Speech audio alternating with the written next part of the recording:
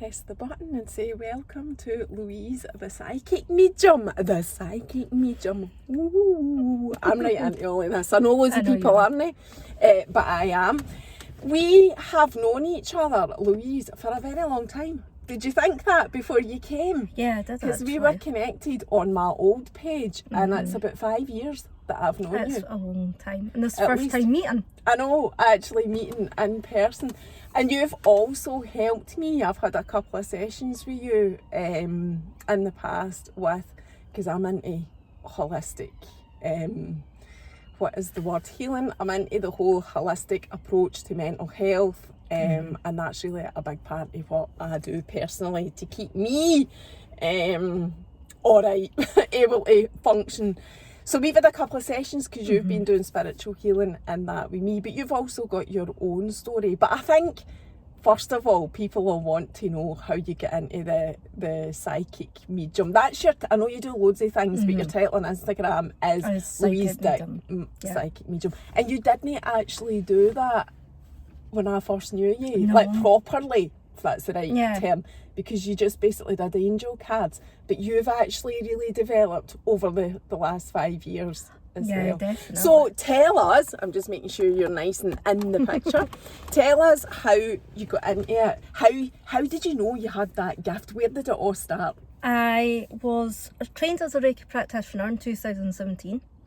And then I became fully qualified and I met my first angel. So you never had any experiences before that? I've always knew that I was psychic and I always seen spirit on and off, but then there was a time angels and healing to me was completely new. Never really seen an angel, never. It was actually my friend who said to me, do you want to go and do some Reiki? And I thought, am I going to be wasting my money here? You know what I mean? I'm being truthful. Am I going to waste my money? And it was very much about how I went and done all the healing, and she never finished course. And I thought, okay, so then I thought I'll go back and do the Reiki. So I originally started off as a Reiki healer, and then when I was doing healing over people, I was telling them, I was giving them a reading, you're not meant to talk during healing sessions, and I couldn't keep my mouth shut. And I'm going over and I'm like, you've been thinking about getting a dog? How do you ken that? Getting a white dog? Yeah, getting a white dog. All right, okay. And why are you hungry? Why can I see macaroni? Oh, I had that for my tea. Stuff like that. And it just kept coming and coming and coming. And then did you know it was your psychic abilities? So it wasn't like you were going, oh, what is this? You knew what it was. So I didn't start off with angel cards either. It was just coming through. And the reason why I use angel cards, I would pull one for myself. I would maybe do some for friends and do a wee reading, but whatever else is coming through, because from angel cards, you don't pick up, oh, by the way, your favourite fruit's paella. That's not in the cards. It's confirmation for people as well that I always ask for, because that's what we're all looking for, is confirmation. Especially to the spiritual world, the afterlife. And if we have that, it's confirmation for me as well, because when I trust in my angels and spirit guides, and they always bring up the most random stuff. And it'll mean something to someone later on. They go, oh my God, and they're like, this happened, that happened, you were right. And I love that because that's confirmation for me. So when people have had readings, they'll say, let me know how things get on, because I like hearing back as well.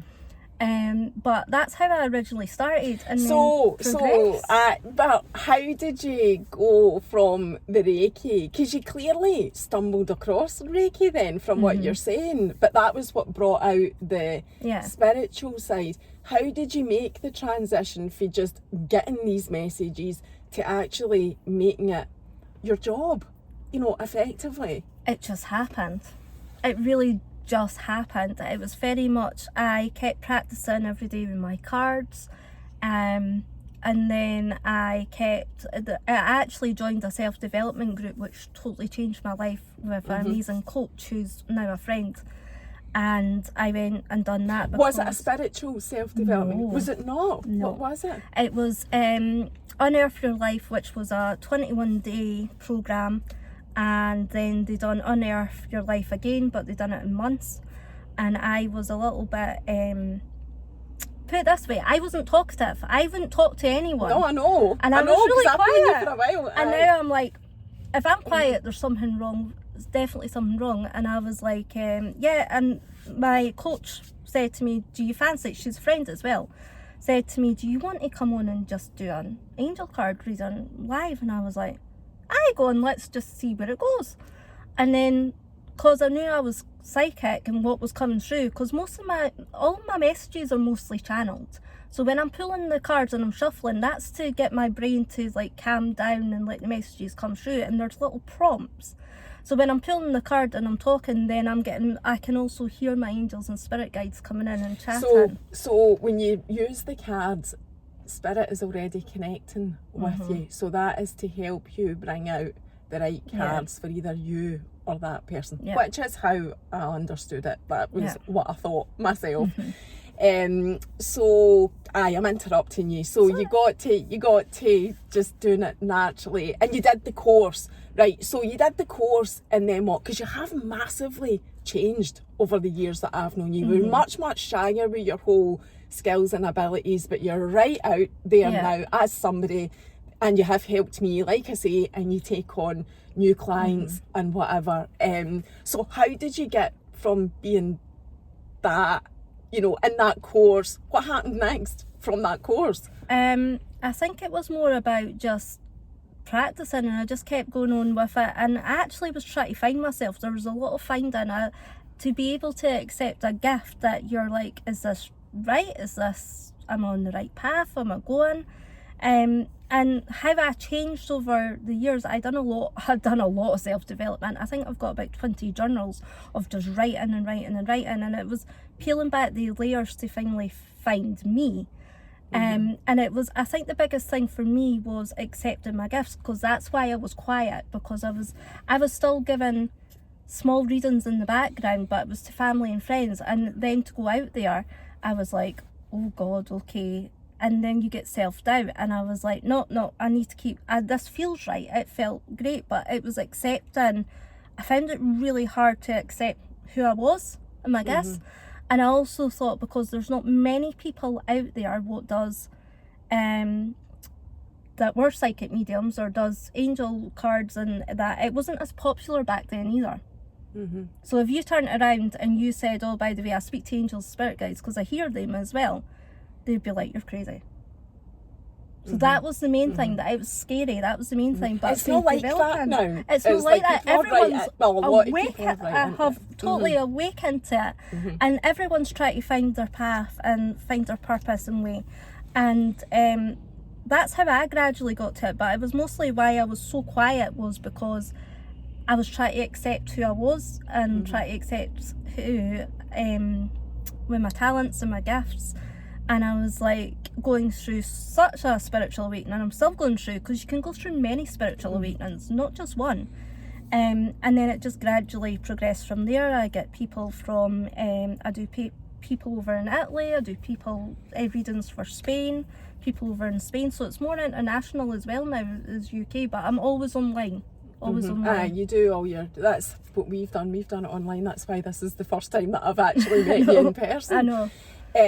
So see, finding yourself, accepting yourself, was there mental health issues there? Was that what was driving that, that you weren't accepting yourself? Was there any link, that's what I'm trying to say, between your mental health and you discovering your gift? Although you didn't really discover it, you had it all the time, but embracing it, embracing your gift, is there a link, a mental health link? I would feel I was more just shy and just quiet. That was it. I was just shy. I didn't have confidence. It was about having confidence, believing in yourself, trusting in yourself. So from the mental health side, not as much. It was more just about confidence and being shy and being quiet. Because I was such a, like, if anybody spoke to, like, if you had asked me back then, do you want me out? I'd be like, no, I'll need to make an excuse. I need, you know what I mean? I was so quiet. And I was quite, how can I put it? It wasn't more to do with mental health, it was more to do with being shy, no confidence, having belief in myself. And that's why, that's why I didn't do it back then. Right, so you went on that course and that really helped you find yourself. Mm-hmm. And that was what year was that, did you say? What year did you say? That was 2020. Right. Oh, so that was only 2 years ago. That's how recent you've really embraced it. So what's happened since then? Oh, God, what has happened since then? Yeah, I've started doing more readings for people. I now have the Angel Club as well, which is it's a group, it's a community group, and it's Facebook private, it's a membership, and we have meditation, we have what else? I teach in it as well. We have intuition night where you use all practice back and forward with skills. We have Reiki, we have a bit of everything, and it's to help people enhance their gifts to help other people as well. Mm-hmm. So the people who's came on the Angel Club have actually went away to do their things and do readings for other people or to help someone with crystals, and I love that because it's like the ripple effect. Mm-hmm. Mm-hmm. So is your main thing now, I know you do readings, but are you coaching as well? I'm doing both. I'm still doing both at the moment. So I'm doing mostly readings, and I'm still doing the Angel Club as well. So I'm doing a bit of everything. And also I like to have a bit of everything, because when you try and have I always got told from another psychic medium, which was quite funny, because I went to her asking her for guidance, and I said, see if I get told that you already know, I'm going to be like, I've just spent whatever amount of money on this. And she was a big psychic medium, so I remember going to her and she went, what are you here for? And I went, I knew it. I was like, I'm here for advice. I says, connecting to spirit, because I connect to spirit as well. And she was like, right, and she gave me beautiful advice and we walked through it. But it was just so funny when she said, and I thought, right, okay. And then was it maybe just reassurance that you needed? I think a lot of people who come to me as well for psychic readings and guidance is for reassurance. Mm-hmm. Reassurance about what direction they're going, if they're taking the right path, if spirits around them, if their loved ones are around them, and you're right, it's for reassurance. Mm-hmm. And is it mental health issues that people come to you with, do you think? If you were to give a description, or just, in your opinion, what type of people come to you for guidance and advice? Oh wow, it's a vast variety when I think about it. I have had people that came for mental health. I have a variety of clients. I've had people in, how can I put it, I've had people from cults, I've had people who are policemen, I've had people who are in nursing. I feel that people who come are all looking for career advice. Mm-hmm. Well, that's interesting. That is so interesting. I never expected you to say that. More career advice, health as well, and yeah, I would mostly say about career and health a lot. But obviously, when people come to me, the reason why people come to me more is because I feel that sometimes with tarot people, it can scare them, because they think something, and it's nothing, but nothing's going to be said bad. Even in tarot, because I use angel tarot cards, and nothing will ever be told bad, and I always say that it'll not come up. Angels wouldn't say this is going to happen or that's going to happen. They maybe give a little hint of a warning, and sometimes you've just got to word how you say things to people. That is very important. I did have someone who came to me who was looking for, she had been loads of psychic mediums and was looking to see their how can I put it, their loved one in spirit, and I kept getting they had reincarnated, and I also kept getting other bits pieces, and she went to every psychic medium and they said the same thing. And for a psychic medium, and I'm too honest, that's my point, I'm too honest, I'm too genuine, and my thing to her was, because she was like, and I'm like, she's going to go to another psychic medium because she's been to me, now she's going to go to another one, right? So and I have had that in the past, and then they'll go, oh, I've been to this psychic medium, you've said the same as them, and they've said, and I'm like, right, okay. And then I've turned around and I actually said to her, I says, stop wasting your money. And this is me from a psychic medium, and I'm like, stop wasting your money, because the message is they've reincarnated, they're not ready to come in. And I says, and she kept looking, she's like, I just want to make sure they're okay, I just want to make sure they're okay. And I said, this is what I'm getting, and this is what the other people have also said to you. I said, stop wasting your money in some ways. I says, because I said you're getting the same answer, and you're hoping it's going to change, and you're hoping it's going to change. And she was like, oh, thank you very, very much. And I says, no, you're welcome. I'm too genuine. That's my point. I'm honest. And I said, look, I says, I'm always here. If you're needing anything, let me know. But my purpose in life is to help others shine their light, to help connect to their angels and spirit guides, to help give the right messages and the guidance what comes through for them at that time. Because most people think that you're going to get, a lot of people want all the information all at once. Sometimes you're not ready for all that information all at once. So then it might be just guidance, or it might be just spirit might just come in. So I always have, my readings I always have left open for spirit to come in. Always. And I just let spirit do their thing, and then if spirit doesn't come in, it's just angels, spirit guides, and it's just guidance. But I always say it's your reading, you can ask what you like, back and forward, and it's just about helping people, and uplifting as well. It's all about like working with energy and spirit and angels and whatever. It's all about the good stuff. Like I don't need me to say this, I'm trying to word all this right, but you can't do it if you're from a place of negativity. You can't actually even connect if you're, in a negative place. Would that be right? That it is about, delivering positively? Well, even it is all about delivering positive messages as well, but there is sometimes, if I've had, say that there has been a person what's about to pass, or a family member, I get shown certain signs to me that goes right. So it might be a dove, or it might be I do actually see funeral cars going up, and I'll just say, oh, there might be some organisation that might need to get involved. I just see cars, and I had that with someone, and they messaged me back and they said, you were right, they passed away at that time. Thank you for but I didn't say that they're passing away. They kind of went, all right, okay, cars, we'll just keep that back in the mind. And if we were to tell everyone what was going to happen all the time, we wouldn't live our lives. I mean, angels and spirit guides don't tell me everything. I'm quite honest with that. I pick up energy, and I'll always say, well, I mean, even with me, they don't always tell me everything. If they were to tell me everything what's going to happen in my life, I wouldn't live my life. I'd be like too busy looking at going, what's going to happen? What is this going to happen? You know what I mean? So, and you do need to close off from it, don't you? Or do you? No. Do you never close off? So what are you getting now? Are you getting anything now?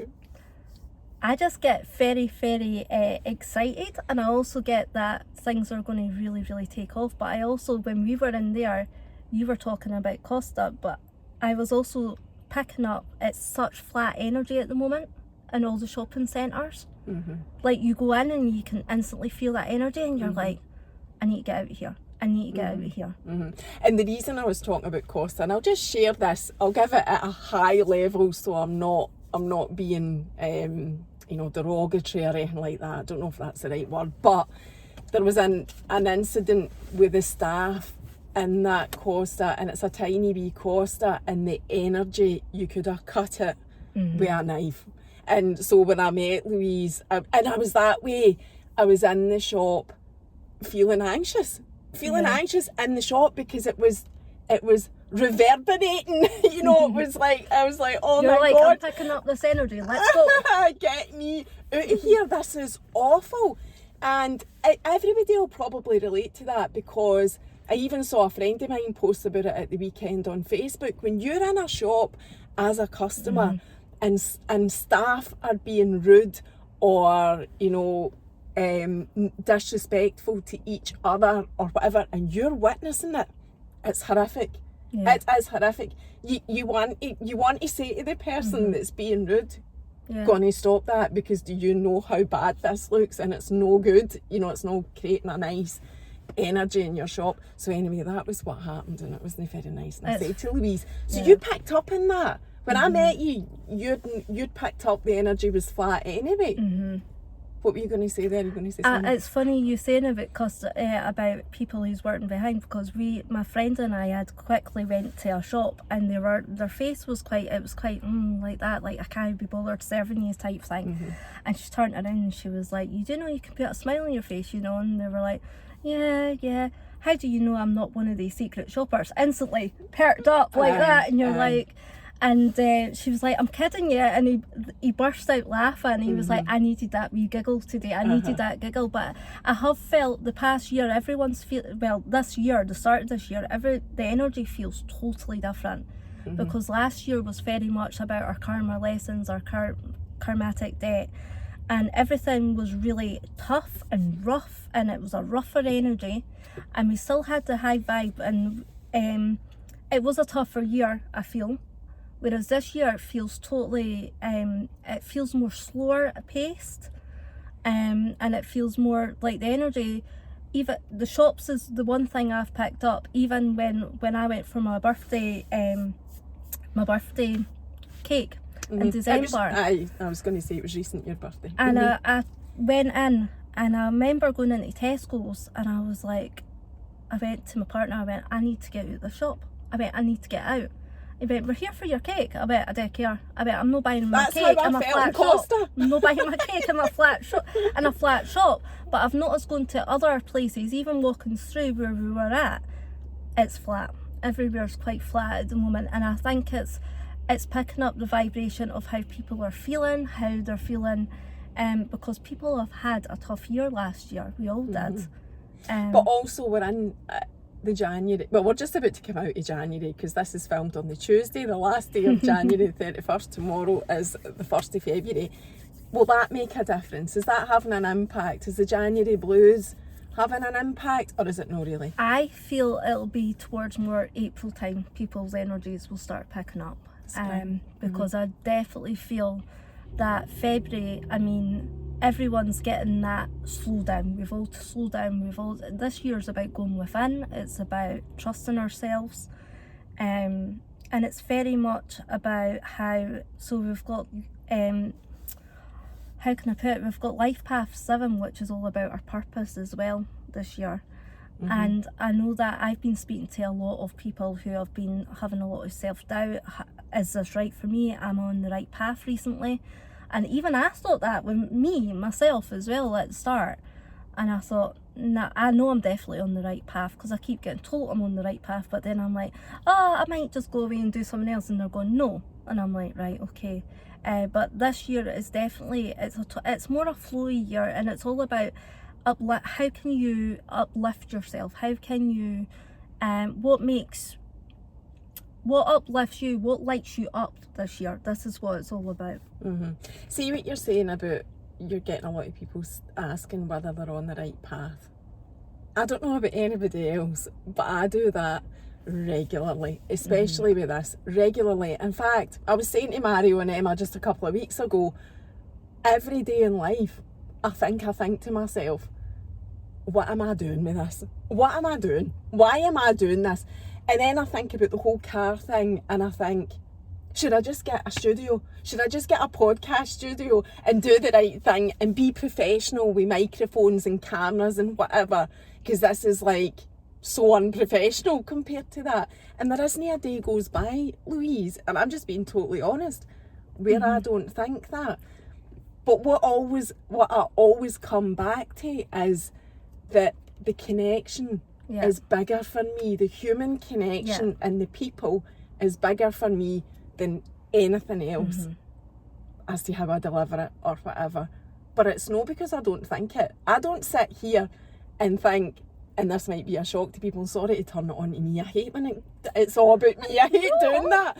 But I don't sit here and think, oh, this is amazing, I'm pure dead brilliant, look at me. Never ever do I think that, because I'm always thinking it's no pure dead brilliant. Do you know what I mean? And is that not quite a common thing for people to do, to question? It definitely is. It's totally, and to be honest with you, there's nothing else like this out here at all in the world. I don't see anything else out this. And we had a conversation a few years back when this was an Louise, idea. I know, I was just going to say that. So you're my proof that when it was an idea 3 years ago, I can't actually remember the first time we did actually speak about it, but I spoke to you about it before it had even been put out, and you had said to me, if you don't do this, somebody else will do it. And that was a big thing. Somebody else has done it. There is somebody else doing it out there. Yeah, and it's totally fine. Like, I'm a total believer in not exactly the same, but the exact same idea, concept. Right. I'm a total believer in that there's enough in the world for everybody. So there's totally. I don't have an issue with that. But I'm glad that I did. But then they're not you. Thank you. I'll take that as a compliment. I mean, that's quite good that they're not me. But what was I going to say? I am, if I hadn't just bit the bullet when I did, it could have been very, very different. Because, you know, somebody else could have been running with it. But I do believe as well, once you put an idea out into the universe, and that is simply by just having the thought, that's that energy created. That's it there. Somebody's wanting to take it, they'll take it, and that's you. So definitely. That's your reason. Albeit I sat on the idea for 2 years before I did do anything about it.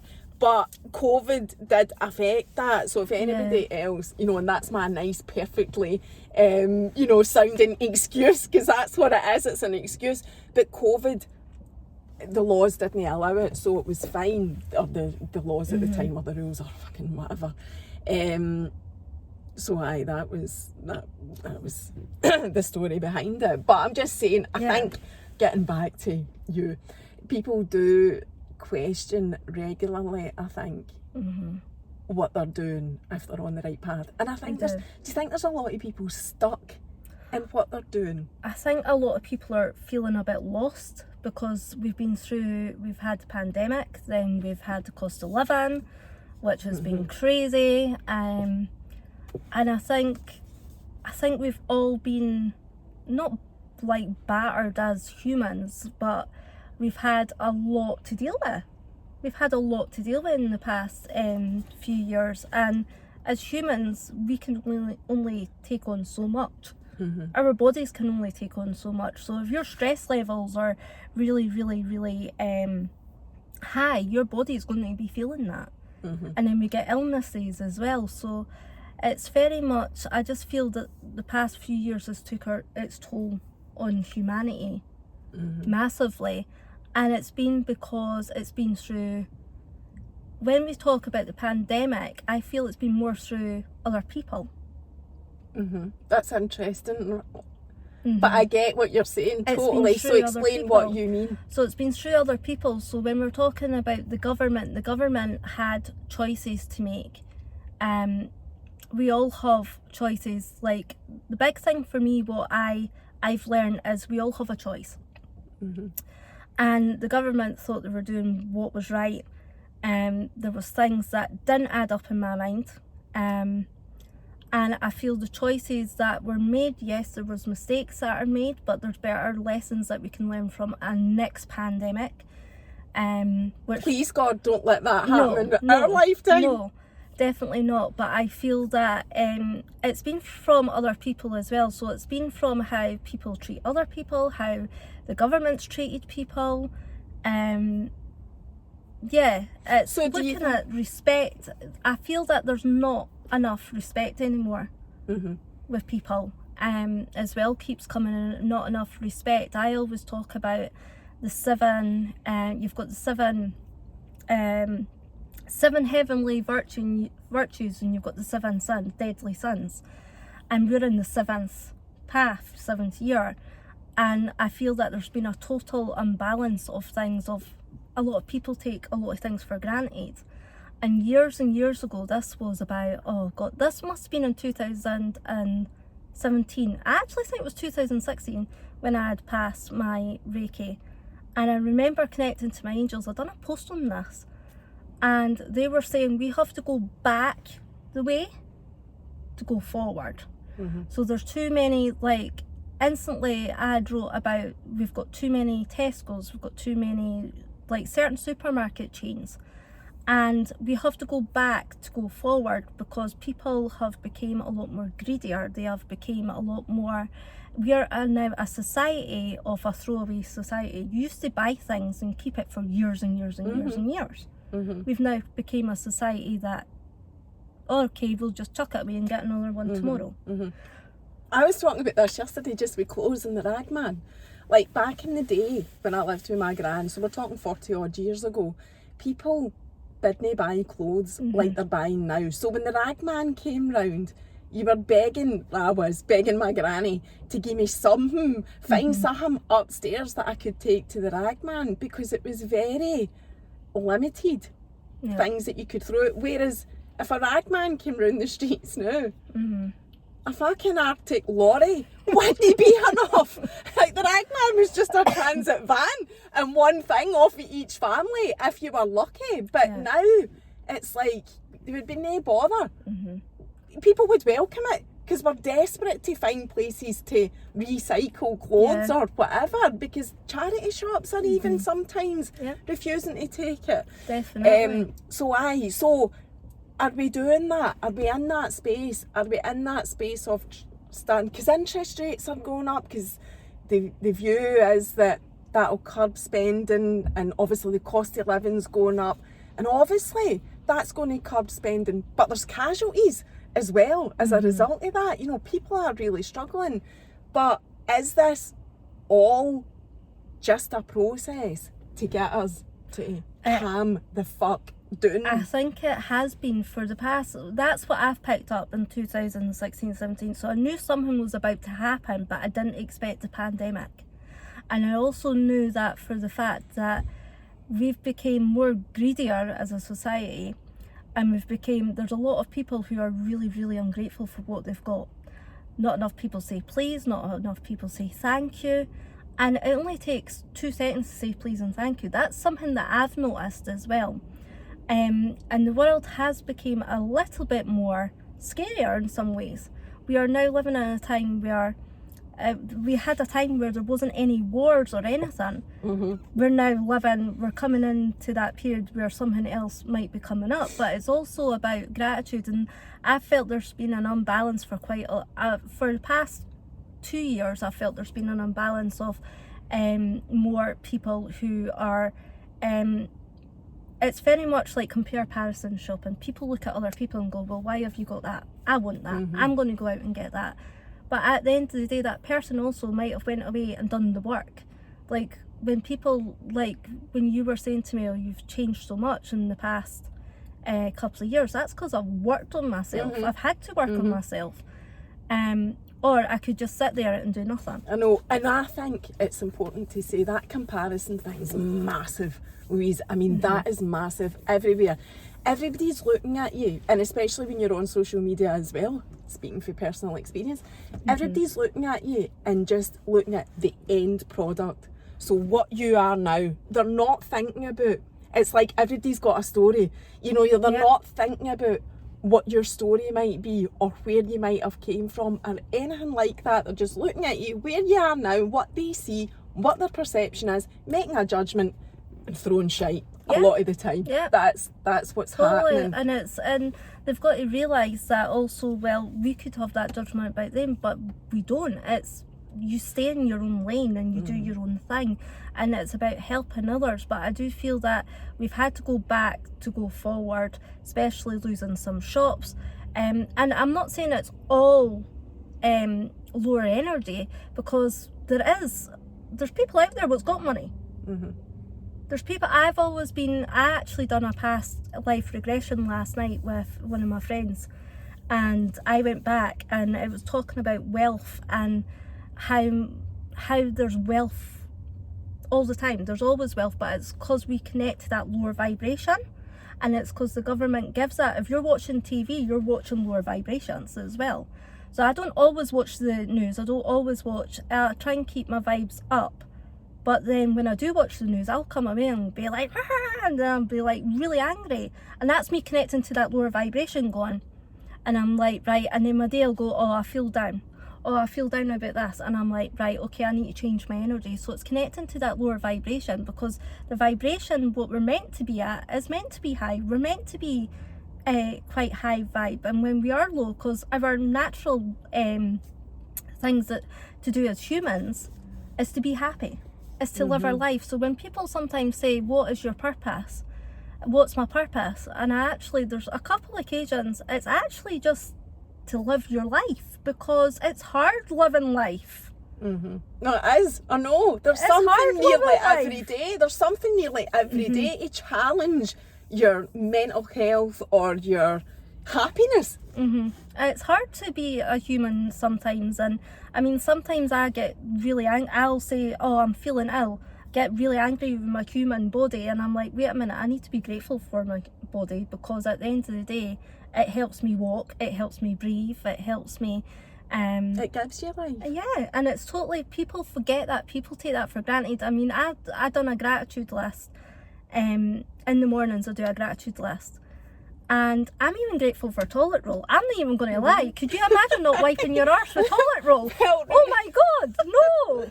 Well, remember, oh Jesus, does this not take us all back? Remember when we had the whole toilet roll thing? I mean, that was the start of it. That was before we had even went into, that was before the 23rd of March when we went into lockdown in 2020. That was, there was weeks of build up of that before it finally just went, no, that's it, everyone's shutting down. But that was so shocking. Whoever would have believed that in their lifetime, that toilet roll would have been like gold dust? And look how we all felt then. Imagine the first time you ever had to think about that in your life. Imagine no having toilet roll. My husband was like to me, one sheet, don't use it all up, because you can let your light. And I'm like, oh my god, I'm like, this is like, so yeah, I'm even grateful for toilet roll. So it's about being grateful as well, and also about even when I was actually speaking to my brother just now, talking about, because I had lost my gran and I'd lost my cousin last year, and my gran was quite a consistent person in my life, and she was like a mum. She's my mum basically. She came down every day, woke me up, took the kids to school, and she was 94 when she died. Good age. And I was trying to say to him, what gets me through is very much being grateful for having all the years with her, and being grateful. That's what I've been trying to focus on. It was just her birthday past, she would have been 95, and focusing on the fact I'm grateful for the fact what she done for my kids, what she done for my family. She gave up her life basically to look after me and my family. She was just an amazing lady. But the other thing what got me, when it was her birthday, I was really upset on her birthday, because it was her passing, and I spoke out loud to her, and I get signs from her. I do speak to her. I have spoken to her a few times, and I've had amazing signs for her, which has been incredible. But the thing what I said to him was, what stopped me from feeling that sadness was the fact that now she's spending her birthday with loved ones up in heaven that she's always wanted to spend with, and she couldn't, like her mum, her dad, my granddad. And he went, right, because it was just something that we've noticed. So when I'm speaking about going through grief, I'm going through the grief process, but I've also, what's helping me massively is the gratitude of having them in your life for that long, the gratitude of what they've helped with, or even if you've not had a good time with that person, the gratitude of, right, okay, I can work on my healing as well. See, the gratitude thing, I'm conscious we're spending a lot of time here talking about the whole spiritual thing. No, I want to. No, I know I want to though. I'm making a point of saying that to you. I do want to. But I also know that you know, you're a mum, and you became a mum really young and whatever, and I do want to get your personal story in as well, but just to talk a wee bit more about the whole spiritual thing. See, I'm trying to speak fast to get it out. See, the gratitude, I practice gratitude as well. I don't always write it though. I don't always write it, but I do practice every single day, every day. And it is really, I think it comes from my childhood. That's why I naturally do it. But I see a lot of controversy about that, you know, and people saying, that's a lot of rubbish, gratitude doesn't create this, doesn't create that, it doesn't matter whether you write it or no, and like slating it basically, slating it as a practice. So I wanted to ask you what your view is on that. What does gratitude, if you're teaching somebody about gratitude, what does it do for you? Well, generally, it does for me and it does for others, is to look at your life and be grateful for what you have, because you might not have it. We all don't know how long we've got on earth. And it's about being grateful for the breath that you've got, because you're here, you might not be here. And it's just being grateful that you've been given this chance to go away and learn. You've been given this chance to go away and create something. You've been given this chance to have fun, to feel the emotions, to feel the feelings, because like I said, everything can be, and I always say bring gratitude. It's not a practice I do, because some days I don't do it. But I'm genuinely just grateful to be here, here on earth, to have fun, because like I said, you don't know what's going to happen years and years and years down the line. And energy changes all the time. I've said to my angels and spirit guides, I'm living till I'm 100. You can wipe my arse. Somebody can look after me. I'm staying till I'm 100. But it's very much, I always say, bring gratitude into life, because there's always something to be grateful for. Even if you don't feel grateful for it, and people think it's a practice and it doesn't work. Well, it's not working, because then you're using it as a manifesting tool. So what is, right, okay, so that is what I'm trying to get at. So what is gratitude? If it's not a manifesting tool, what is it? So what I'm asking you is, what's the end result of practicing gratitude? I do it anyway, and I know what I think it is, but what would you teach? For being, how can I put it? For just enjoying your life. Being for thankful. Giving you a good space in mind. For just being in a good mental position keeps you healthy. Mentally. It does keep you healthy mentally, and it keeps you positive as well. So it's not about being grateful because you want to win the lottery or something. That's what you mean. Like, it's not for manifesting, it's for living a happy, healthy life. It's to get you also, a lot of people, it's to help you with your vibration, how you're feeling inside. Massively. So if you're feeling, like you said, so this could be also to do with your mental health as well. So it's to help you with your vibration, because sometimes when you look around and you don't feel grateful for anything, that's when our moods are really, really low. But it's also putting you on that high vibration, so then you can start inviting things in. That's when you can start manifesting. So I always say though, don't use it as a manifesting tool. Be genuinely grateful for what you've got. And then manifesting is completely separate. But the gratitude gets you to the attitude that you need to then do manifesting. It gets you to the frequency. What's happening now in the world? Are things going to get better? Oh.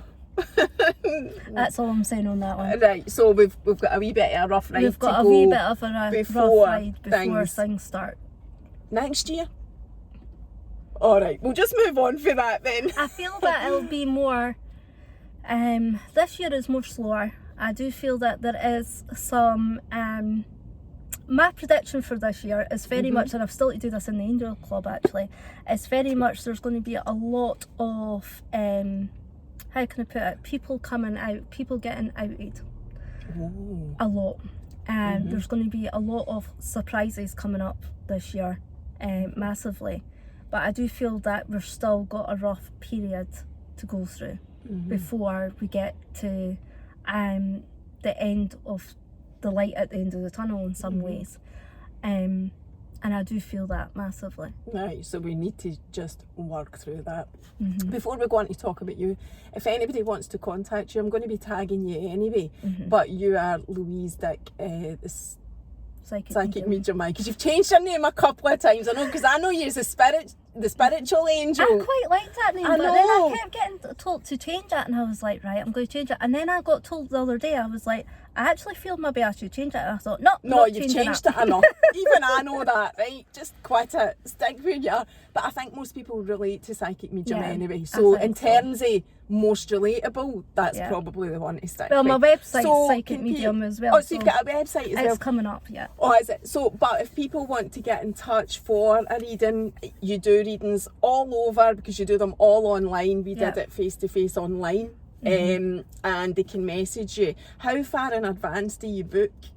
I've got somebody who's actually booked for July time already. So I've Right. got a group, so So- they can book anytime. Right, but if I contacted you the day, because I'd watched this and I wanted a reading, obviously Yeah. I'm not going to do that. But Yeah. if somebody did, how quickly can they get a reading?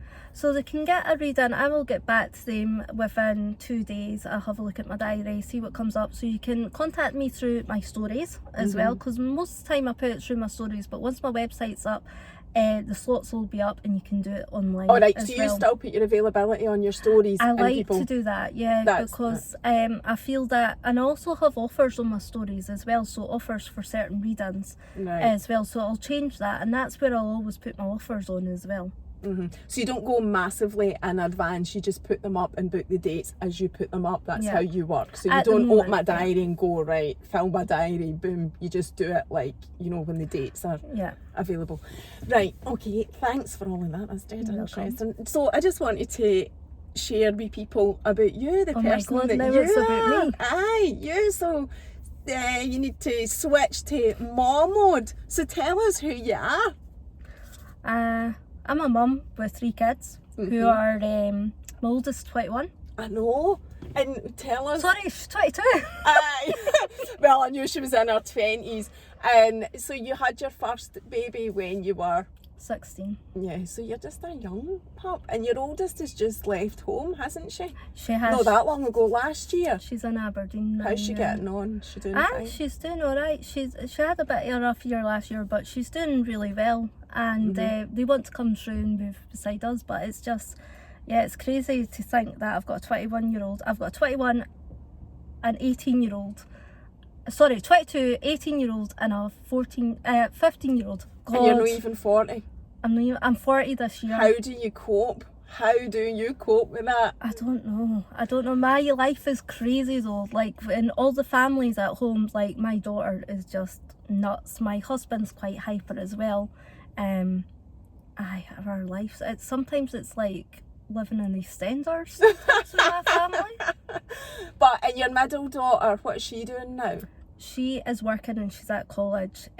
She's a lot quiet. She's a lot like what I was, whereas my oldest daughter is really loud, really like doesn't care about anything, doesn't care what anyone thinks. Is just like she'd be standing and just dancing and twerking and doing whatever. She's quite sociable, whereas my other daughter is really tall. She's beautiful. She could be a model, She is beautiful. but she's really, really quiet. Is she? Is She your older? wouldn't- Really? The middle That one's doesn't really quiet. Oh, the middle one. Aye. Right, sorry, I'm getting The older confused. ones. Aye. The middle one's really quiet and she's really tall. She could be a model. She's stunning, but she's not got like her confidence. They're is a lot both bit- stunning. They are both Aye. stunning. Becca's absolutely stunning. She'll be Is she the watching this oldest later. one? She's the Right, oldest. Jennifer is the middle one, and she's a lot quieter. She loves her books.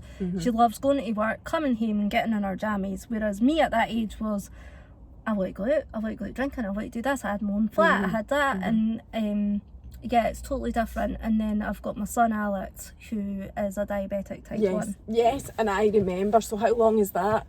Been that diagnosis? Because I remember following you at the time when he was diagnosed. So that'll be how He long? nearly passed away. We just I caught him in know. time. I know. Tell us that if we've got time. If you can tell it in like 5 minutes. 5 minutes, that's fine. How old is he now? He's 15. Right. What age was he when he got diagnosed? Was he He was 11? 11. Yeah. 11? Right. So I remember that, and I remember the story at the time. So tell us what happened when he got diagnosed. He was back and forward to the hospital, and what had happened was he was in and out of consciousness quite a lot, and I was like, something's not right. He lost a lot of weight, and I mean a lot of weight. He was like skin and bone, and I took him, and he was eating all the time. We were giving him food. He was eating because we always used to call him like chunky monkey, like for him, because he always was like, yeah, he had that baby fat type thing, and in the most nicest way. I'm not meaning it in a bad way. And we always said, oh, you've got a Beyonce bum. And then all of a sudden he started losing weight, and we're like, what's going on? He eats all the time. So the next time we went to the doctor says, oh, I think it's asthma. And I'm like, but his breathing's fine. It's more he's lost lots of weight. And I thought, there's something not right. So anyway, I went away. I'm actually going away to the place where went away, came back. And then we were actually just down the road, and I said, we were in the car and he was turning blue and his mouth was blue, and I was like, nah, I was like, just drive to the hospital. So as we got in the hospital, he collapsed at the sick kids. You still didn't know what it was at this point? I had an inkling, but we were meant to get bloods taken 3 days before we had went into the we were meant to get bloods taken that week, but I'm glad I didn't wait, because my intuition's going, move your arse, get him to the hospital now.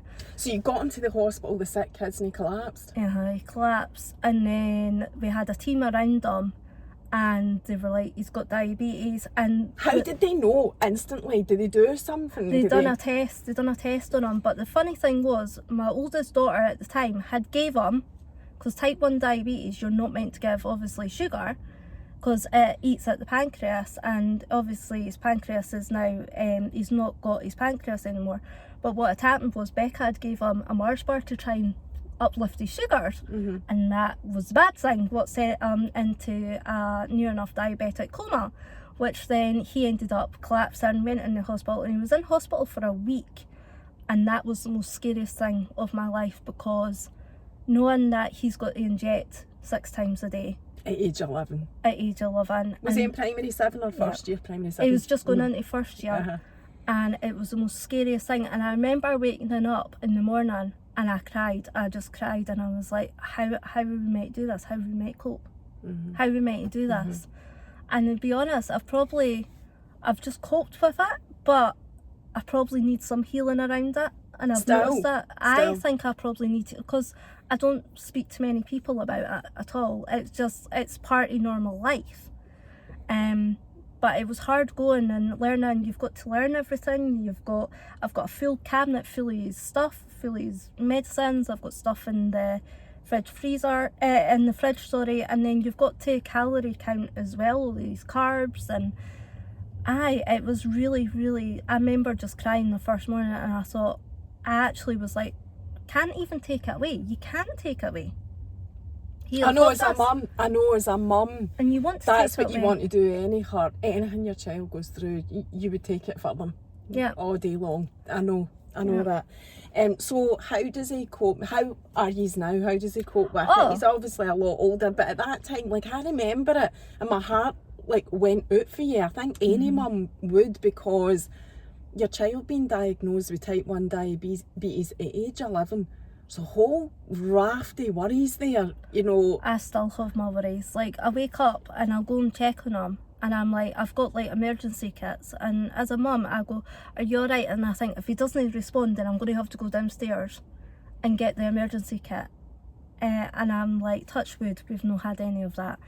But it's just really, like, he always said to me, Mum, it's okay, I wouldn't give this to anyone. He went, this is mine to deal with. And to know that when we went into the hospital, and she says, if you hadn't brought him in that time, he would have passed away within a couple of hours. I would have been organising his funeral. That made me go, shit. And if I had waited for the doctor and waited, he wouldn't have been here. And to me, he's going to have this his whole life. And now we're a lot better. We're just like, right, get on with it. We know what to do. We take snacks with us. And we're more placid. We're more laid back. And it's like, I feel that he's had this all his life now. So we're totally different. And it's amazing. You live with it and you manage live with it, and you just get on with it and you deal with it. And you still got to inject if you go into the restaurant, if he takes his stuff. And we just get on with it. And you said that you were needing healing still. Why is that? What is it? I feel that I've just not had. So you're meant to have counselling, but we never got counselling around that. We've just had to cope and deal with it. And some families don't get counselling. So I would have liked to have spoke about what had happened very much and how I felt at the time.